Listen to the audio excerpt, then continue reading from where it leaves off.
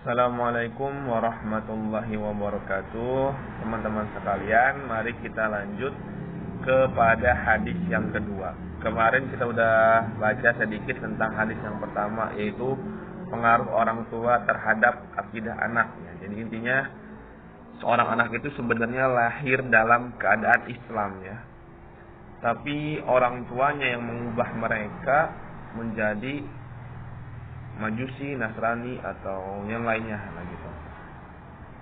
Terus ada pendapat menurut Ustadz Adi Hidayat itu maksud dari orang tua itu adalah lingkungan terdekat juga ya. Karena ada anak-anak yang lahir orang tuanya sudah meninggal, lalu dia dididik oleh ya lingkungan terdekatnya. Kalau ada kakek-kakek, kalau ada paman-paman, ada bibi-bibi.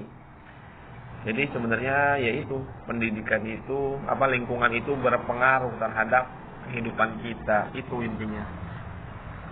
Kita baca hadis yang kedua. Hadis yang kedua itu tanggung jawab orang tua di dalam mendidik anak.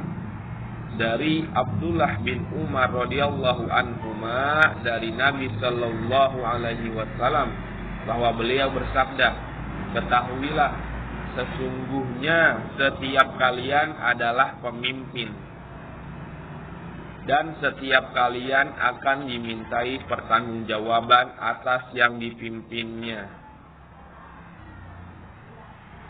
Setiap penguasa adalah pemimpin bagi rakyatnya dan akan dimintai pertanggungjawaban atas yang dipimpinnya. Seorang laki-laki adalah pemimpin bagi keluarganya dan dimintai pertanggungjawaban atas mereka. Seorang wanita juga pemimpin atas rumah dan anak suaminya dan dia dimintai pertanggungjawabannya. Seorang hamba sahaya juga pemimpin atas harta majikannya dan dia dimintai pertanggungjawabannya atasnya. Ketahuilah setiap kalian adalah pemimpin dan setiap kalian akan dimintai pertanggungjawabannya atas yang dipimpinnya. Faidah hadis yang pertama, seorang bapak memiliki tanggung jawab yang besar dalam mendidik anaknya. Seorang ibu juga memiliki tanggung jawab yang besar di dalam mendidik anaknya. Keduanya yaitu bapak dan ibu akan ditanya di hari kiamat tentang yang dipimpinnya.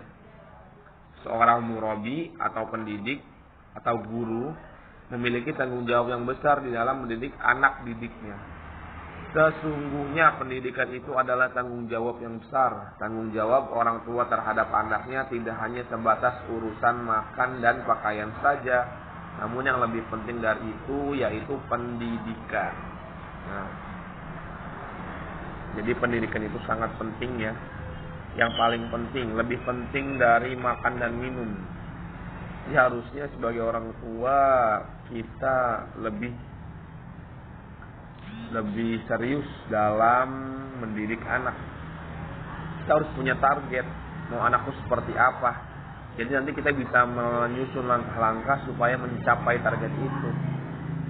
Jadi kalau kita nggak punya target, ya anak terombang-ambing aja gitu. Dididik sama TV, dididik sama YouTube, dididik sama film yang nggak jelas kemana arahnya.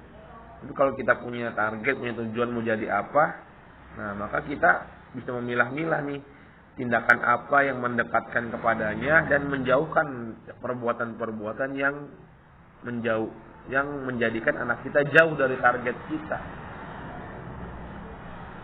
Oke, kita baca hadis yang ketiga. Kesolehan anak bermanfaat bagi orang tuanya meski setelah meninggal dunia. Dari Abu Hurairah radhiyallahu anhu bahwa Rasulullah sallallahu alaihi wasallam bersabda, apabila seorang manusia meninggal dunia, maka terputus amalnya darinya kecuali 3. Yang pertama, sedekah jariyah. Yang kedua, ilmu yang dapat diambil manfaatnya, dan yang ketiga, anak soleh yang mendoakan orang tuanya. Faidah hadis ini, yang pertama, seorang mayit terputus amalnya apabila telah meninggal dunia kecuali amalan yang ditunjuk dari dalil pengecualian. Nah, Jadi seorang mayit atau orang yang meninggal itu semua amalnya terputus kecuali 3 tadi. Sedekah jariah, ilmu yang dapat diambil manfaatnya, dan anak soleh yang mendoakan. Sedekah jariah misalnya kita menyumbang, membuat masjid, nyumbang. Selama masjid itu dipakai, insya Allah kita kebagian pahalanya. Misalnya kita menyumbang, membuat, ngebenerin jalan-jalan yang bolong, masya Allah. Ketika jalan itu masih dipakai dan bermanfaat bagi orang, kita dapat pahalanya insya Allah. Yang kedua, ilmu yang dapat ambil manfaatnya itu ilmu yang bermanfaat seperti ilmu agama. Sudah pasti ya. Ilmu agama yang benar. Kita mengajarkan Al-Fatihah kepada anak kita. Setiap sholat dia membaca Al-Fatihah. Masya Allah, insya Allah mengalir pahalanya. Maka dalam masalah agama ini, jangan semua jangan semua materi, jangan semua hal tentang pendidikan agama diberikan kepada gurunya. Sayang, kita nggak dapat andil, kita nggak dapat bagian. Kalau bisa kita mengajari sendiri anak kita pada hal-hal yang kita pahami ya. Kalau nggak paham, ya kita bisa belajar supaya paham. Atau kalau nggak paham juga, ya kita mau nggak mau serahkan kepada gurunya, guru ngaji yang lebih paham. Tapi paling nggak Al-Fatihah harus kita yang ngajarin, supaya setiap sholat kita dapat kucuran pahalanya insya Allah. Mudah-mudahan Allah mudahkan ya. Buat saya juga nih, punya anak masih kecil, mudah-mudahan Allah mudahkan saya untuk mengajari anak saya Al-Fatihah dan ilmu-ilmu lainnya yang bermanfaat. Yang ketiga, anak soleh yang mendoakan orang tuanya. Itu tadi 3 hal itu yang dikecualikan dalam hadis pengecualian anak soleh ya. Ini yang bisa mendoakan itu anak yang soleh, nggak sembarang anak ya. Jadi khawatirlah kita kalau meninggalkan anak-anak yang nggak soleh gitu, yang nggak ngerti agama ini. Nggak punya harta nggak masalah, nggak punya rumah nggak masalah, yang penting dia soleh. Kalau dia soleh, dia tahu bagaimana cara bersikap yang benar dalam segala keadaan. Kan dalam Islam itu beruntung seorang mukmin, beruntung orang Islam itu. Dalam keadaan senang dia bersyukur, dalam keadaan susah dia bersabar. Jadi setiap masalah kalau benar menyikapinya, beruntung nih orang Islam, mau miskin atau kaya beruntung.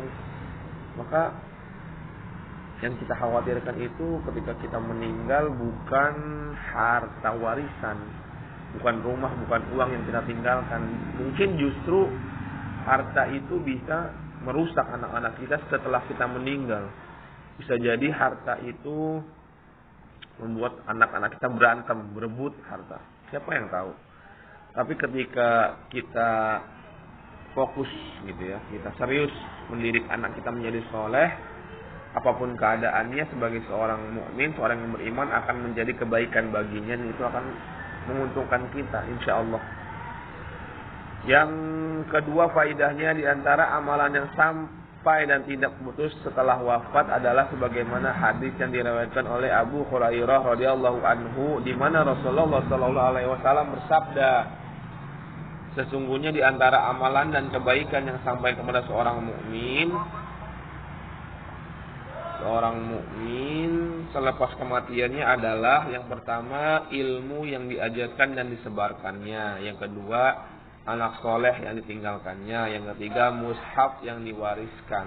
Jadi Al-Quran juga tuh kita memberikan mushaf Al-Quran itu setiap dibaca, setiap hurufnya insya Allah jadi pahala buat kita. Maka kita juga jangan salah sedekah ya. Kita harus memilih-milih nih. Kira-kira mana orang yang kalau dikasih Al-Quran selalu dibaca. Maka kita coba kirim ke pengajian. Atau ada mu'alaf, beri kepada mu'alaf. Atau kita lihat ada orang-orang yang gemar membaca Al-Quran, ada penghafal Al-Quran, kasih itu Al-Quran. Semua kasih yang paling bagus supaya di antara banyak Al-Quran punya kita yang dibaca. Kasih yang paling bagus, kasih.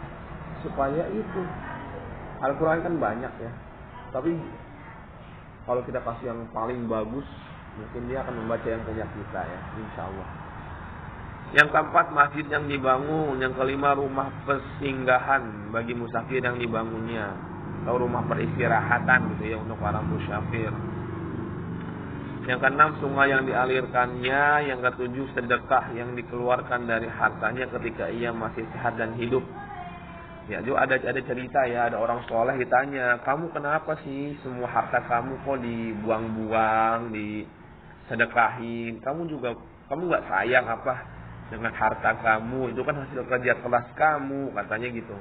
Terus orang soleh ini menjawab, justru aku sangat sayang kepada hartaku sampai-sampai aku mau membawanya sampai ke akhirat. Caranya gimana? Caranya bukan dikubur nanti bersama mayat kita, bukan. Tapi caranya itu dengan mengeluarkan harta kita di jalan Allah, maka itulah yang harta itu akan berada di sisi Allah menjadi pahala bagi kita, insya Allah.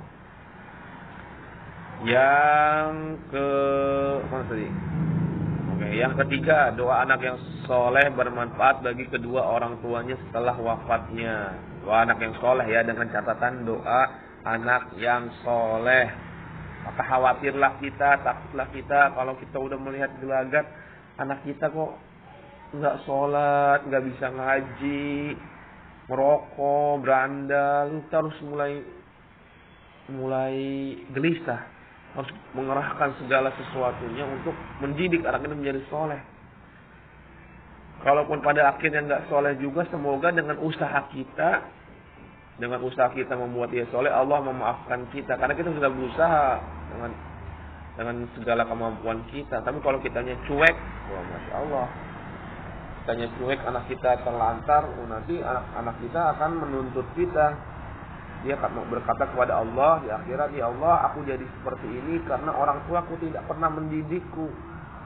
Nanti si anak itu bukannya menyelamatkan kita, malah membawa kita kepada neraka. Nauzubillahi min dzalik.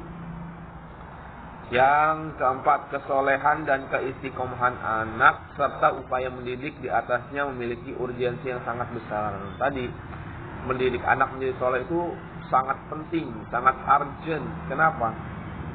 Karena itu bisa jadi kartu terakhir kita, kartu penyelamat kita di akhirat kelak, atau malah justru jadi si malakama, jadi yang mencelakai kita. Yang kelima, doa anak kepada kedua orang tuanya memiliki keutamaan yang besar. Jadi anak itu kita latih ya dia. Kita latih untuk berdoa. Gimana caranya? Dengan kita banyak-banyak berdoa dengan niat yang ikhlas, biar Allah lihat kita berdoa, biar terus dan anak kita juga melihat. Jadi anak itu kan butuh contoh ya. Bukan berarti kita mau pamer berdoa di depan anak, bukan. Tapi kita butuh memberikan contoh. Anak itu kan masih kosong, masih polos. Dia itu hanya meniru. Nah, maka jadilah kita pribadi yang suka berdoa, yang kalau berdoa dijaharkan, gitu ya, diucapkan. Sedikit-sedikit doa, mau makan doa, mau jalan doa, mau naik motor doa, turun dari motor doa. Biar anak kita melihat, biar anak kita jadi ahli doa. Biar nanti kalau kita sudah meninggal, anak kita bisa mendoakan kita. Karena keutamaan doa itu sangat besar dari seorang anak kepada orang tuanya. Jadi kita selesai dulu untuk baca 2 hadis. Nanti kita lanjut di video selanjutnya. Oke. Assalamualaikum warahmatullahi wabarakatuh.